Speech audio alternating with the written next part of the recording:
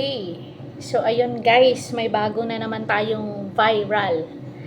Binastos itong si Cyril Manabat ng isang taxi driver or para siyang guys, parang Grab driver, mga Uber, ganun na driver. Hindi siya typical na taxi driver. Yung mga bagong mga driver natin ngayon, 'di ba, may mga angkas, yun. So, ayun dito ay itong si Kuya Driver ngayon ay nag-block na kasi nga pinuntahan siya doon ng mga netizen. Siguro hindi na niya makayanan yung mga bash sa kanya, yung mga bato sa kanya kasi nga bastos. Hindi naman tayo pero dapat din kasi yung mga babae sa bagay, personalidad sila personality. So, yan yung work nila para to gain more attention, to become more famous. So, kailangan talaga pag nasa showbiz ka, sexy ka. Pero hindi ibig sabihin na bastusin mo ang isang tao, bastusin mo ang isang pasahero. So, ito yung sinabi ni Cyril Manabat. Usap-usapan ngayon ang issue ng pangbabastos sa aktres na si Cyril Manabat matapos umano siyang i-sexualize ng isang TNVS or Grab driver. Nag-viral ang isang insidente matapos maglabas ng bastos na komento ang driver sa social media na tumutukoy sa aktres. Agad itong pinatulan ni Cyril at nagbabala na hindi niya hahayaang makalusot ang ganitong uri ng asal.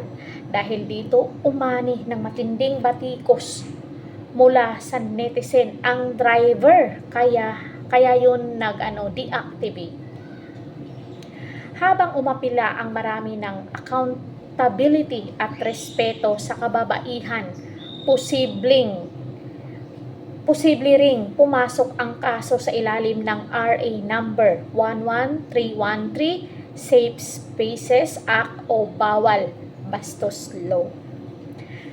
This is the first time na nakita ko yan, pero now that I am seeing it, hindi ko yan papalagpasin, of course.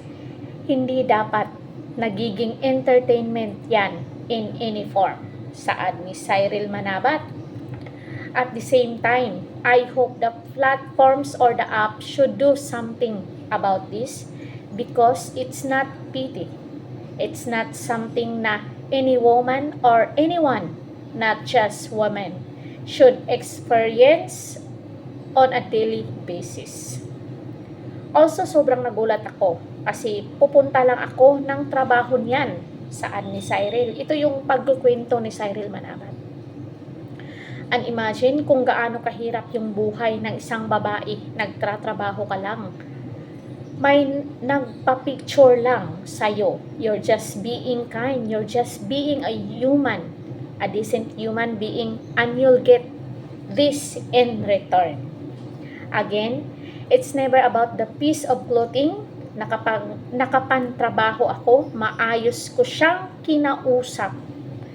As far as I can remember, ang bait-bait ko sa kanya. Nagtip pa nga yata ako kasi nahiya ako kapag may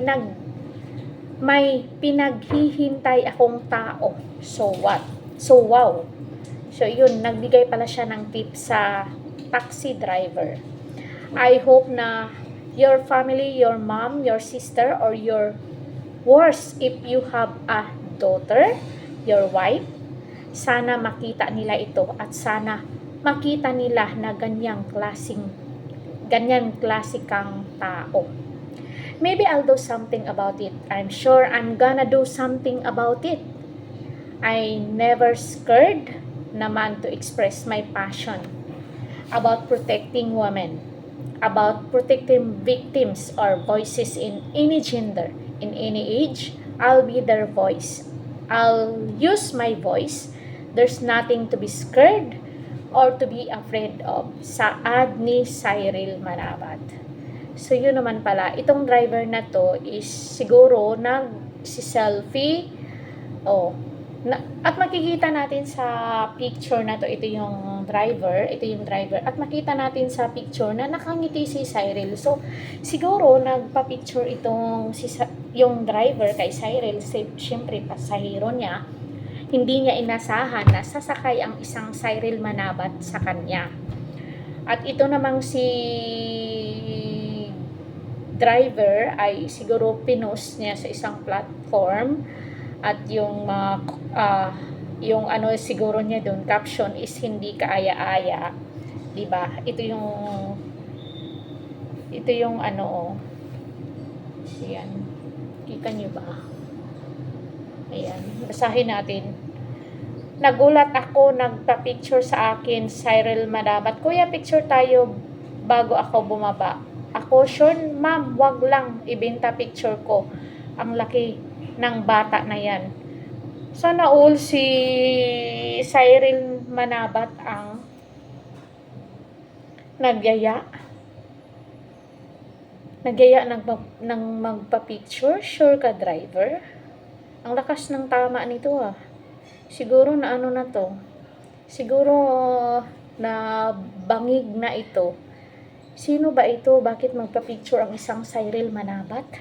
Grabe, binaliktad niya. Kaya ito nag-off sa comment section kasi binaliktad niya yung pangyayari. Grabe ka, kuya. Grabe. So, yun lang guys. Maging ano tayo, maging marespeto sa kapwa natin. Hindi, kung wari, ito siya, makita mong sexy siya sa TV, huwag naman ganyanin. Kasi nga, siyempre may nanay tayo, may kapatid tayo, or anak natin, tapos babae, papayag ka ba na ganunin? Diba? So yun lang guys, sana matauhan itong si kuya driver na medyo makapal ang mukha.